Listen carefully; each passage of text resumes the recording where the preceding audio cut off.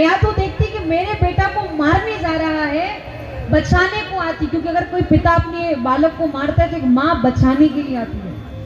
कयाधु बचाने के लिए आई और जो तलवार प्रहलाद को लगनी चाहिए थी वो कयाधु को लग जाती है और कयाधु मृत्यु को प्राप्त हो जाती है। मौन होकर के उदास बैठा है। प्रहलाद कहते तुमने थोड़ी मारा है, अरे भगवान ने उसको मारा है, उसका समय आ गया तो मां मर गई। जब मां मां करने लगा तो और ज्यादा नाराज हो गया, भगवान ने मारा है, भगवान ने मारा है। जब समझाने लगे प्रहलाद, हिरण्यकश्यप को और क्रोध आने लगा।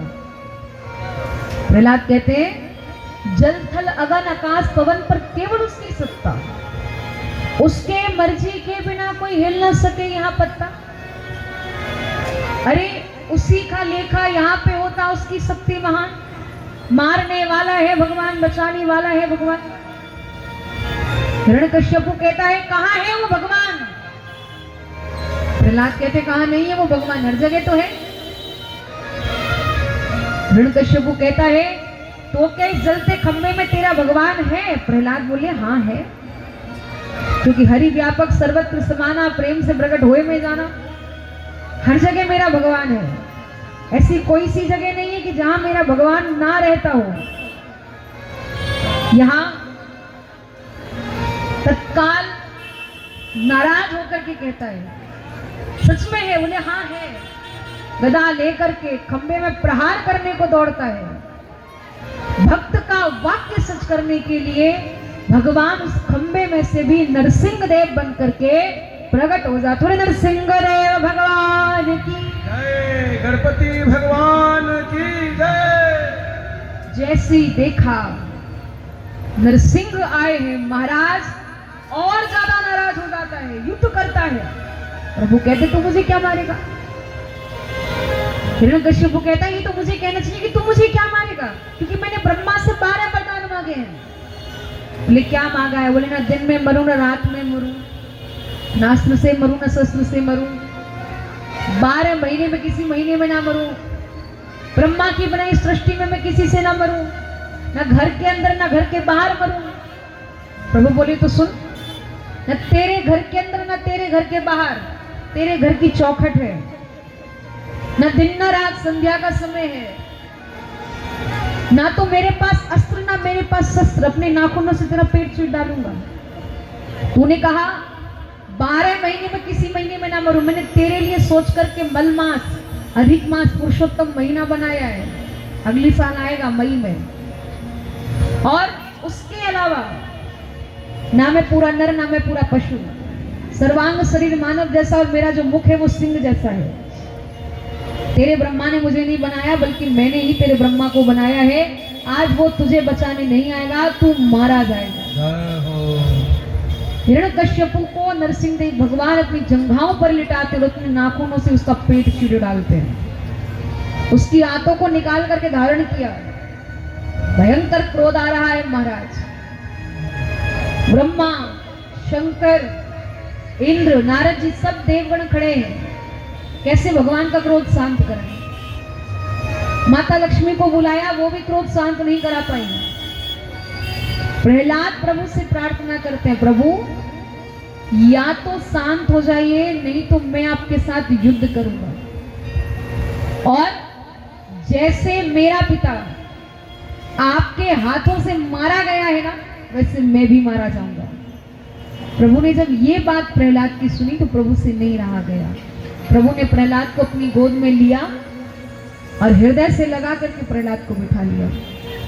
जैसे गाय बछड़े को चाटती है, वैसे ही नरसिंह देव भगवान प्रहलाद को अपनी जिह्वा से चाट करके अपना लाड़ इसमें व्यक्त कर रहे हैं। प्रभु कहते हैं मुझसे कुछ मांगो। प्रहलाद कहते कुछ नहीं चाहता हूं। प्रभु बोले अरे मैं सामने बैठा हूं, कुछ तो मांग ले। बोले मैं सांसारिक लोगों की तरह भोला भाला नहीं हूं कि मंदिर गए तो मांगने के लिए गए, पूजा की तो मांगने के लिए की, कथा कराई तो मांगने के लिए कराई, मुझे नहीं चाहिए कुछ भी। प्रभु बोले कुछ तो कहे। तो प्रभु ने ज्यादा आग्रह किया तो प्रहलाद कहते हैं मेरे पिता ने आपको बहुत गालियां दी है ना, बस उसका कल्याण कर देना, उसकी मुक्ति हो जाए, मैं इतना ही चाहता हूं। प्रभु कहते हैं जिस कुल में, जिस वंश में तुम्हारे जैसे बालक का जन्म होता है ना, उस कुल की, उस वंश की 21 पीढ़ियों को मैं तार देता हूँ।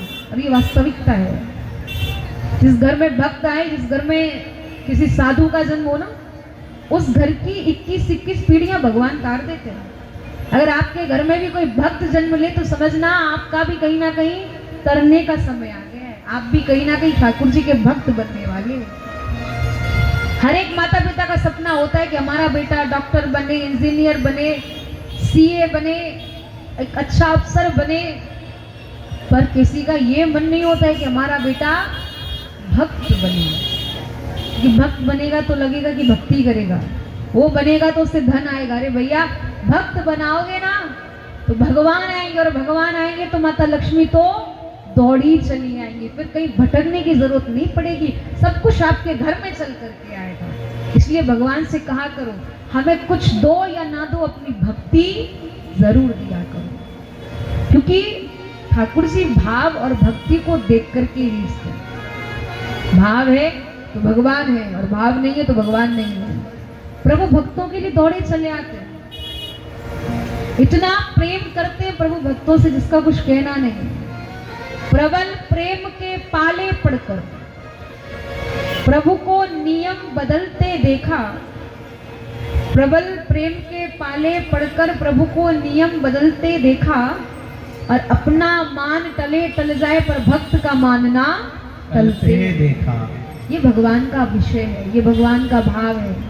जैसे एक माता पिता कभी नहीं चाहते कि हमारे संतान का कहीं भी किसी भी रूप से मान सम्मान कम हो, या हमारे बच्चे की कहीं भी किसी भी प्रकार से कहीं थोड़ी सी भी कमी हो जाए। कोई माता पिता नहीं चाहते, इसी प्रकार भगवान भी नहीं चाहते। प्रभु कहते हैं, मैं भक्तन को दास, भगत मेरे मुकुटमणि। मैं अपने भक्तों का दास बन करके रहता हूँ, पर किस भक्त का जो प्रेम से बुलाए, जो भाव से बुलाए, और जो थोड़ा सा भी अगर काठ बन करके मेरा उपयोग करते ना, काठ माने समझते हैं, लकड़ी, काठ। प्रभु कहते हैं फिर मैं उसके लिए लोहा बनने में भी समय नहीं लगाता हूँ। जो मेरे लिए प्रेम से मुझे पुकारेगा वो एक कदम चल करके आएगा तो मैं 100 कदम चलने के लिए तैयार हूँ। पर कोई मुझे प्रेम से बुलाने वाला तो हो।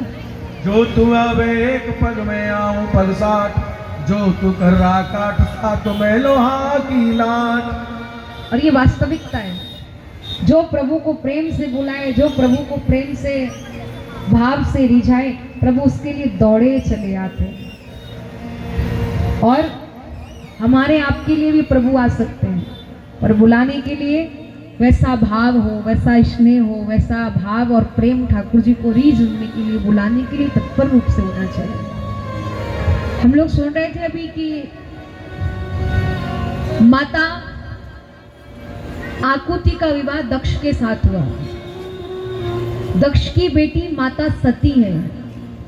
सती माता दक्ष के अनुष्ठान यज्ञ में गई थी, पर दक्ष ने शंकर भगवान को नहीं बुलाया था। शंकर भगवान नहीं गए हैं, और माता सती का भी उन्होंने त्याग किया। क्यों किया? क्योंकि माता सती राम जी की सीता जी के रूप में परीक्षा लेने गई थी। पता चला कि माँ बन करके गई है, माँ का स्वरूप धारण किया, तो पत्नी रूप से त्याग दिया। अब जो करो सती सन प्रीति, मिटे भगत पति हो अनीति। यहाँ माता सती पिता के यज्ञ में गई है, किसी ने कोई सम्मान नहीं किया, किसी ने कुछ पूछा नहीं। माँ को बड़ा कष्ट हुआ, बोले शंकर भगवान का भी अपमान, मेरा भी अपमान, अब इससे मुझे अपना रिश्ता नहीं रखना है।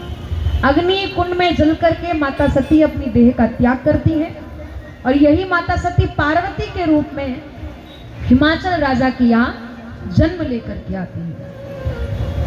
बड़ी होती है, नारद जी के माध्यम से हिमाचल राजा इस बात को स्वीकार करते कि इनका विवाह शंकर के साथ हो, और शंकर जी इस बात को भगवान नारायण के आश्वासन से स्वीकार करते हैं। दोनों का विवाह होता है। माता पार्वती का विवाह शंकर भगवान के साथ प्रेम और भाव से संपूर्ण हुआ है।